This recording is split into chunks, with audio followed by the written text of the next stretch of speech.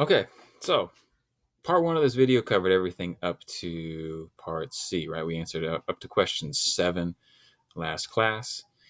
So for part C, we're trying to come up with an equation. All right, that's our big goal.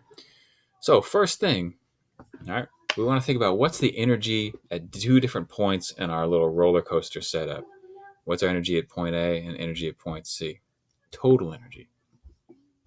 So let's look at them again. At point A, you're up here. It's just starting to drop in on the ramp. And at point C, you're here at the top of the loop. So if you're not moving here at point A, what kind of energy do you have? You might be thinking about that, but that's actually irrelevant. That's not what the question's asking. It's asking what's the total energy. So think of it like this, right? Think of it like if you were going over to a friend's house to maybe like buy a T-shirt from them, and they didn't have any money, and you had $20, and you were going to give them $5 for the T-shirt, you would be walking over there with $20, and they would have zero. What's the total amount of money? 20. All right. So you start off with that. You get to their house, you get the shirt, you give them the $5. How much do you have left? You have 15. So 15 and 5. What's the total though? It's still 20. So think about that and the total energy. All right. So there's different forms. Aw. Different forms, but the amount of energy is still the same. So keeping all that in mind, I want to think about what the different forms of energy are at each point, right? We talked about at the highest point, our skater, she had just potential energy, right? But what are the possibilities for different forms of energy, right? You could have kinetic, potential, thermal. Come up with an equation for total energy. What are the different forms that go in there and write them here, okay? And then explain why. Next, down here, what's the actual, like, of that equation, right, where you listed all the possible forms of energy, which forms do they actually have at point A? What do they actually have at C? All right, and then think about how you could relate those two. Remember, the total energy at point A is equal to the total energy at point C. So whatever you came up with for the total energy at point A, which should have just been potential energy, what's that equal to? What's the total energy for point C? I'm not going to give it away, which is why I wrote all this gibberish here, but what's there at point C? You can't do any comparing, but if you want me to check this, feel free to just shoot me a message on the Remind app. Okay, so what do we know now?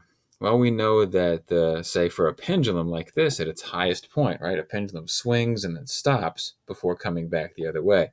So at its highest point,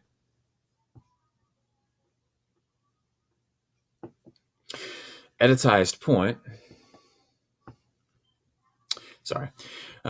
could have any of these energies, but what does it actually have? It just has potential energy. And here's a picture of that, right? That's a screenshot of a pie chart. What about at its lowest point? What kind of energy does it have here? Write that equation for what it has here. Energy at the lowest point. It'll look just like this, but it'll be a different form of energy. And then make a pie chart in the sim and copy and paste it here. What about a soccer ball after it's been kicked and it flies upwards and it's at its maximum height, B? What kind of energy would it have at its maximum height? All right, think about that. Explain it there in those boxes. These are just totals. The total energy at A is equal to the total at B. So this is going to be 16 joules because the total doesn't change.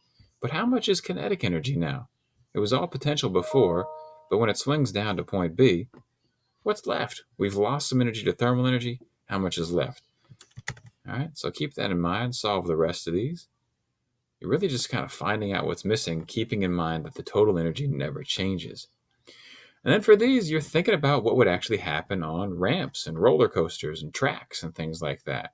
So you got to debate. You have to say what you agree with and what you don't. For this one, we got this really big loop, and the student forgot to think about friction. So how would you deal with friction? How would you fix this to include friction so that people don't fall off this loop at the highest point where my cursor is? And then for this last one, I made a little change just to clarify that the thermal energy lost is between the top of the first hill and the top of the second, but you actually have to calculate the total energy at the beginning and then figure out how much total energy you'd have at the end and what the parts of the energy are at the end. So here's your first step. There's more steps after that. Hopefully that helps. If you have more questions, let me know.